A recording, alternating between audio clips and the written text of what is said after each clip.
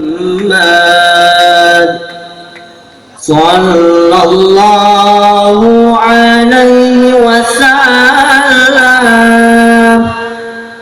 صلى الله على محمد صلى الله عليه وسلم يا نبي سلام عليك يا رسول سلام عليك يا حبيب سلام عليك صلوات الله عليك ارفع يا نبي سلام عليك يا رسول سلام عليك يا حبيب سلام عليك صلوات الله عليك أشرق البدر علينا فاختفت منه البدور أشرق البدر علينا فاختفت منه البدور مثل حسنك ما رأينا قط يا وجه السرور ارفع يا نبي سلام عليك يا رسول سلام عليك يا حبيب سلام عليك صلوات الله عليك أنت شمس أنت بدر أنت نور فوق نوري أنت شمس أنت بدر أنت نور فوق نوري أنت إكسير وغالي أنت مصباح الصدور يا نبي سلام عليك يا رسول سلام عليك يا حبيب سلام عليك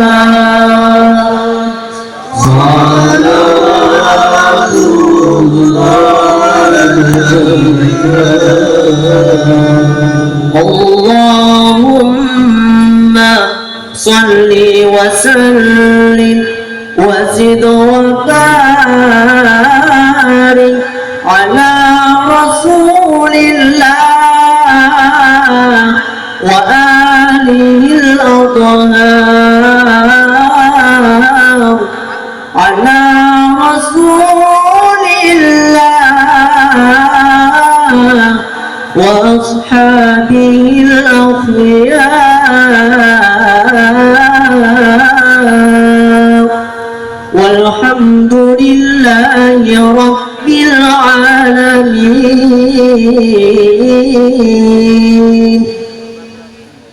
Assalamualaikum warahmatullahi wabarakatuh. Waalaikumsalam warahmatullahi wabarakatuh. Alhamdulillah, marilah kita lanjutkan Madadul Hasanah yang disampaikan oleh beliau guru kita bersama Habib Muhammad bin Husain Al-Habsyi dari Solo. Tempat dan waktu kami silakan. Assalamualaikum Muhammad.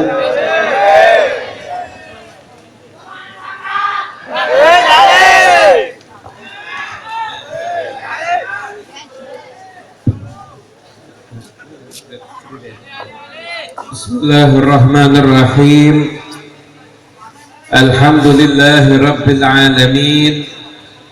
Allahumma salli wa sallim ala sayyidina Muhammadin miftahi babi rahmatillah adada ma fi ilmillah salatan wa salaman daimaini bidawami mulkillah wa ala alihi wa sahbihi wa man walah wa man tabi'a sunnatahu wa qa'tada bihudah ila yaumi liqa'illah, amma ba'du. Assalamu alaikum warahmatullahi wabarakatuh.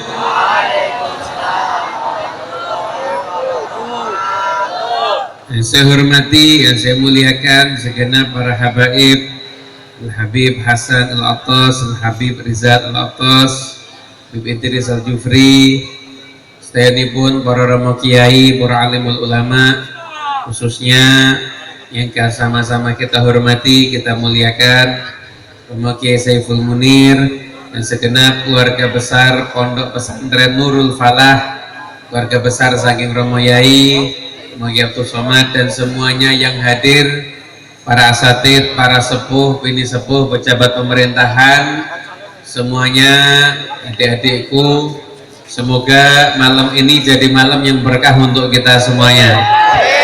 Semoga siapapun yang susah malam ini Allah angkat kesusahannya. Yang sedang sedih Allah singkirkan semua kesedihannya.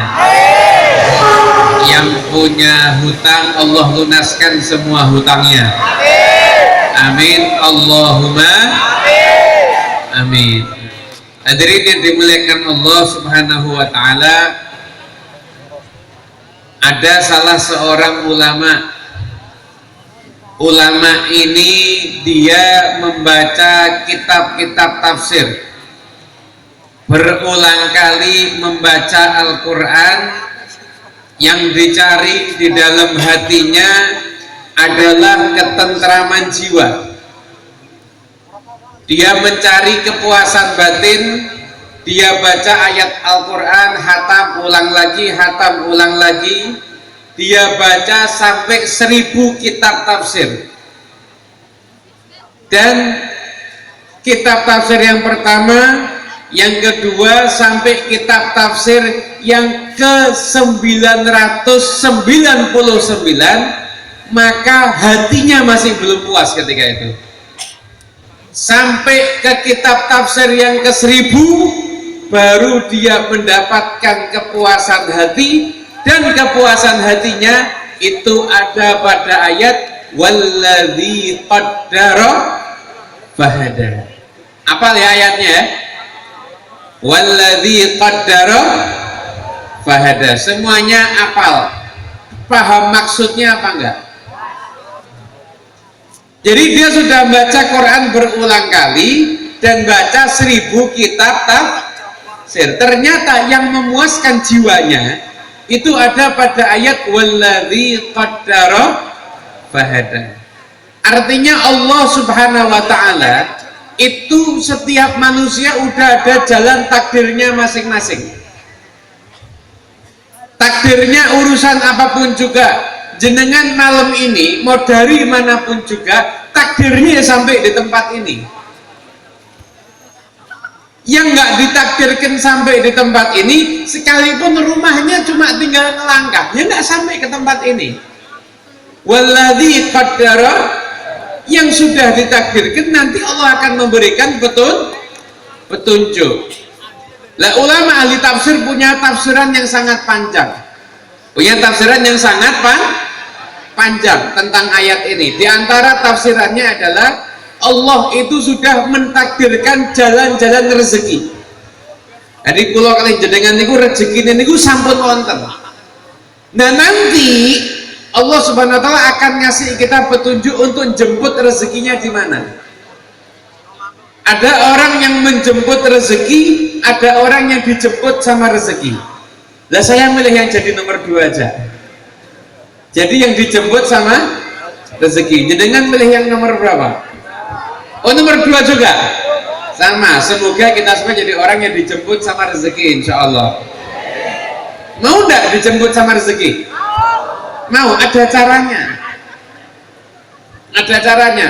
Cara biar dijemput rezeki, 1. Oh caranya kerja belum, itu menjemput rezeki kalau kerja.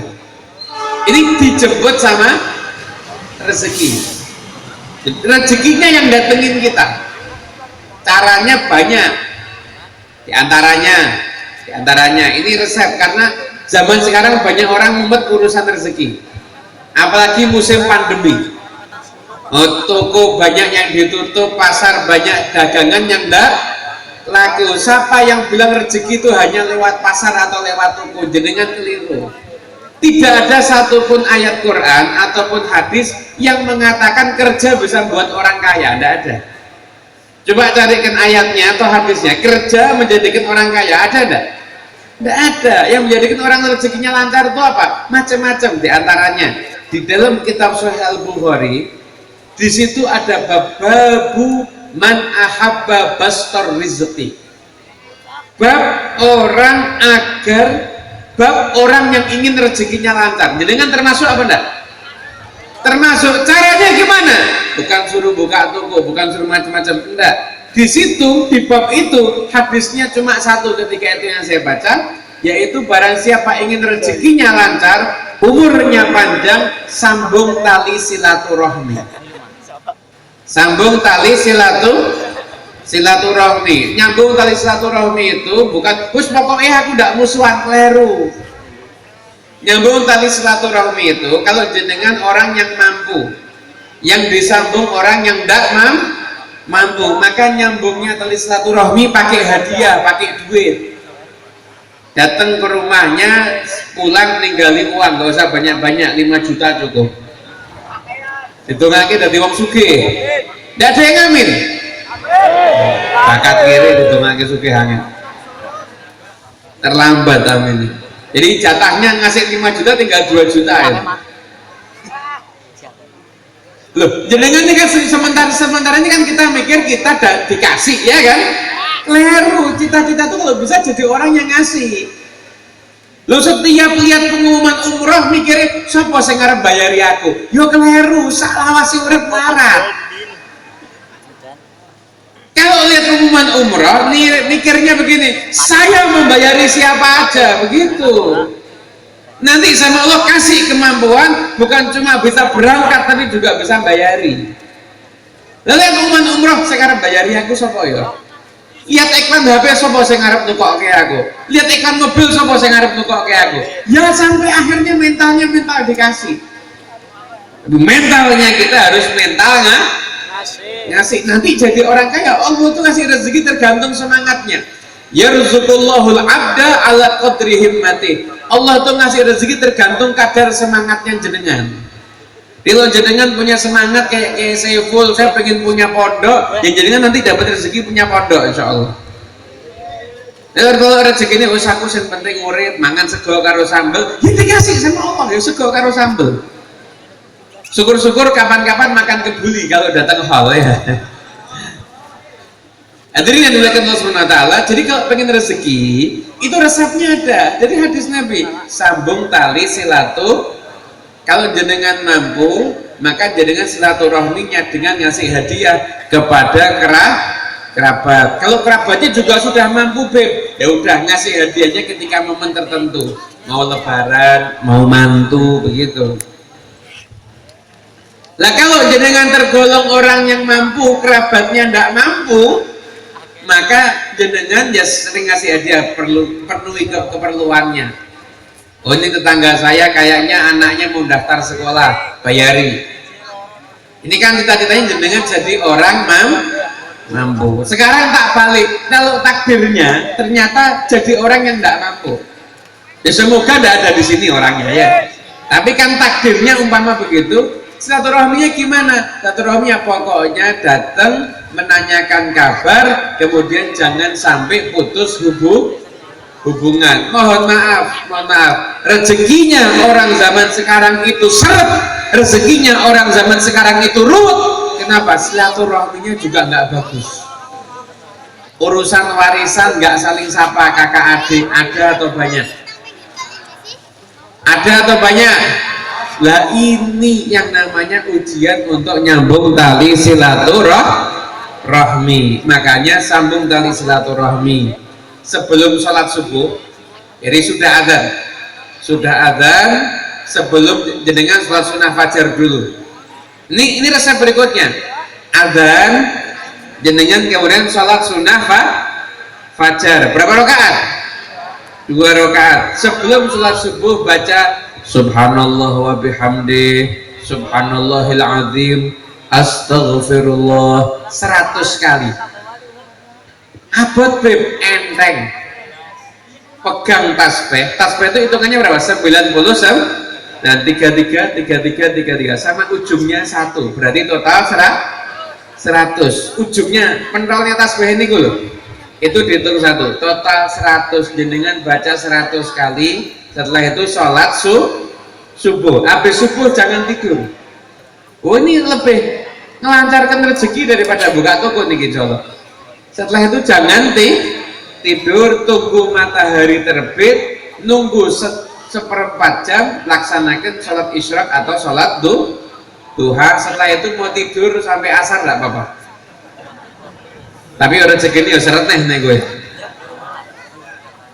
Nah setelah itu jangan istirahat, boleh. Itu insya Allah termasuk resep melancarkan rezeki. Ada sahabat soal kanjeng Nabi, ya Rasulullah, saya ini utang banyak, rezeki seret, jadi orang melarat sudah capek. Tapi Nabi jawab, aina anta min tasbihil malaika. Gimana hubunganmu dengan tasbihnya para malaikat? Gimana tasbihnya malaikat? Subhanallah wa bihamdi subhanallahil azim astaghfirullah. Baca itu langsung lancar rezekinya. Enggak banyak, cuma 100. Terus nek 1000 yo akeh. Jadi gue yakin jadinya enggak kuat nek 1000 ini. Habib, saya bangun subuhnya itu sudah mepet. Kalau sholat subuh dulu baru baca boleh enggak? Boleh, timbangnya enggak moco. Enggak apa-apa, timbangnya enggak moco, enggak apa-apa. Sallallahu Nabi Muhammad. Nah, itu resep-resep untuk melancarkan rezeki. Kita kembali walladzi qaddara fahada. Ada ulama lagi yang menyatakan manusia ini punya takdirnya masing-masing. Punya takdirnya masing-masing. Ada yang ditakdirkan beramal yang haram, akhirnya dia juga dapat petunjuknya hanya mengerjakan yang haram. Ada yang takdirnya mengerjakan yang halal, akhirnya mendapatkan petunjuk mengerjakan yang halal. Intinya Allah memberikan kepada kita kemampuan. Malam ini jenengan bisa berbuat baik, jenengan juga bisa berbuat haram. Tapi jenengan milih disalurkan kemana petunjuknya ini. Lo jenengan tidak akan amal kesainan, yang jenengan bakal dibalas kebaikan oleh Allah Subhanahu wa ta'ala. Tapi jenengan gunakan untuk yang haram, ya juga nanti ada urusannya sendiri dengan Allah Subhanahu wa ta'ala. Sallallahu Nabi Muhammad. Jadi kita nih sekarang malam ini punya 2 kemampuan. Mau kemampuannya diarahkan untuk yang taat bisa, kemampuannya diarahkan untuk yang haram juga bisa. Alhamdulillah Allah cinta sama kita. Akhirnya kita semuanya memilih untuk melaksanakan yang halal. Amin Allahumma amin. Nah, tinggalkan yang haram. Nih depan saya nih banyak anak-anak muda. anak-anak muda itu nafsunya lagi besar-besarnya, nafsunya lagi besarnya. Tapi anak muda yang sukses itu yang bisa mengalahkan hawa nafsunya untuk mencari ridho Allah Subhanahu wa ta'ala. Nabi Yusuf ganteng digoda sama Zulaiha, ketika itu masih belum beriman kepada Allah. Zulaiha akhirnya jadi wanita mulia, digoda, pintu lapis 7 ditutup, perempuan yang paling cantik. Nabi Yusuf digoda, tidak tergoda. Kalau Yusuf Kebumen yang digoda itu, wassalam itu sudah. Yusuf Kebumen wis pas-pasan digoda karo wong wedok rada lumayan. Naudzubillah min, jangankan digoda, baru di WhatsApp aja sudah bingung kok. Baru di WhatsApp aja udah bingung. Sholawatan ya Nabi salam alaikum, wis ora mikir sholawatnya, mikir WhatsApp. Nggak bisa tidur katanya, Masya Allah. Lah anak muda yang sukses itu anak muda yang bisa meninggalkan yang haram untuk mencari ridhonya Allah Subhanahu wa ta'ala. Ada kisah, hikayat. Kisah ini ada, saya baca di kitab, ini bukan karangan. Dulu ada seorang pemuda pergi safar, merantau. Ini kan banyak anak mahagi perantauan ya. Pergi merantau. Sampai di sana jualan kacang-kacangan. Jualan kacang-kacangan, alhamdulillah dia usaha laku. Dia usaha laku. Nah, kalau dia itu dari tempat toko mau pulang ke rumah, itu pasti ngelewatin kampungnya orang Yahudi. Dan di antara kebiasaannya kalau lewat kampungnya orang Yahudi, itu ada perempuan yang duduk di sana. Perempuannya cantiknya luar biasa. Dia mau sak Kebumen ini tidak jadi siji lah ini, dibandingkan karo wong Yahudi kuwi iki ayo wong Yahudi kuwi. Cantiknya luar biasa. Anak muda tadi rumangsa duwe duit. Rumangsa punya duit. Punya duit. Aku sana sudah punya duit. Kira-kira aku kalau kepengen main-main, kepengen kencan sama si perempuan itu bayarnya berapa ya? Akhirnya cari tahu. Mau cari perantara setan aja ya wonten. Akhirnya dapat kabar, kamu kalau mau kencan sama dia cukup bayar 100 dinar. 1 dinar niku kalau uang rupiah 2 juta. 100 dinar berarti berapa? 200 juta sekali kencan. Oh ayu soalnya. Bo sing lanang rumangsa sugih. Atau dinar kecil. Bayar. Kasihkan ke anak permain 100 dinar, kencan. Begitu kencan sudah ketemu, tiba-tiba anak mudanya mikir, waduh, aku kok ngelanggar aturan Gusti Allah. Akhirnya perempuan tadi nggak sempet diapa-apain, wis duitnya PN ditinggal lungo. Besok pulang kerja mulai tergoda lagi, sampai akhirnya ngempet nggak bisa, ngempet nggak kuat, terjadi yang kedua kali. Bayar 100 dinar, sudah kencan ketemuan, ilik, ya Allah wedi. Akhirnya tidak jadi lagi. Itu terjadi sampai 5 kali. 5 kali kan 100 dinar, berarti 500 dinar. 500 dinar kalikan 2 juta, berarti berapa rupiah itu? 1 M. Moga-moga kabeh untuk duit 1 M. Lalu saya kalau yang ngomong dapat 1 T insyaallah.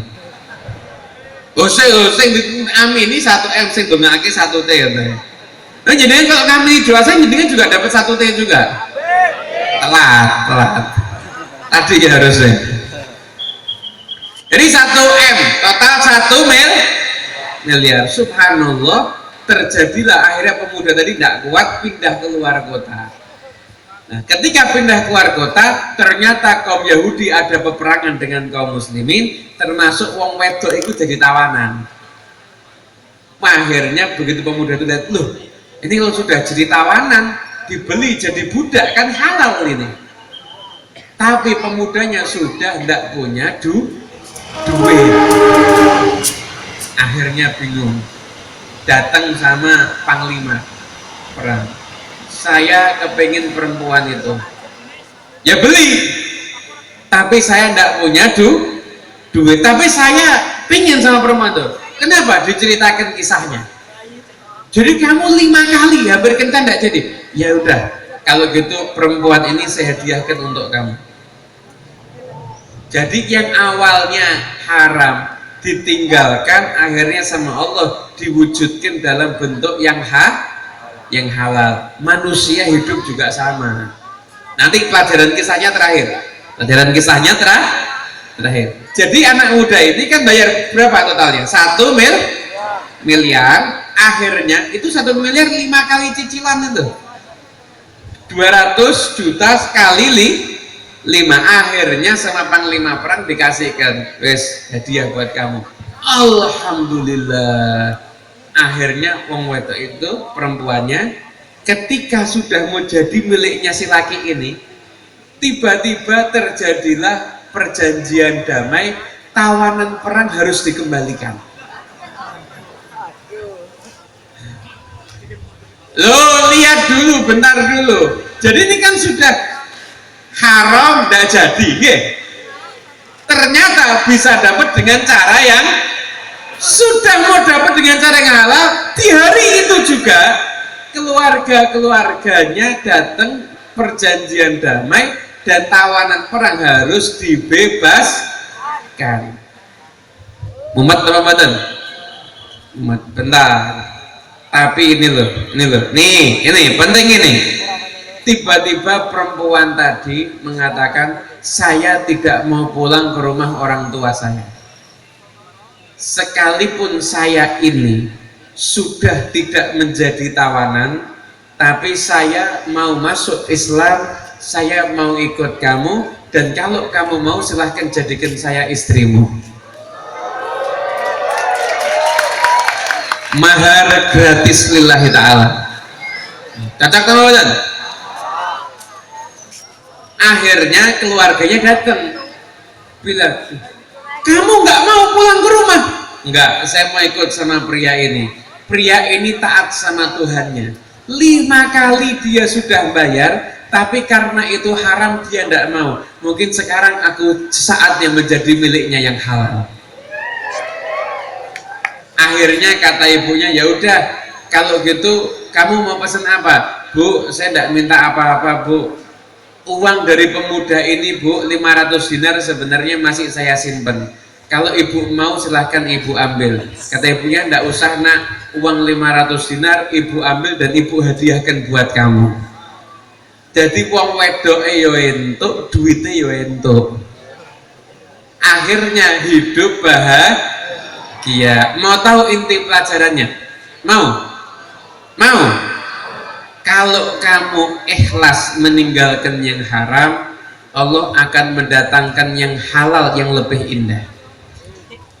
Ingat-ingat ya, itu quotes hari ini dibuat story. Ya, kalau kamu ikhlas meninggalkan yang haram, Allah akan mendatangkan yang halal yang jauh lebih indah. Halal itu lebih indah. Kenapa? Karena halal itu gandengannya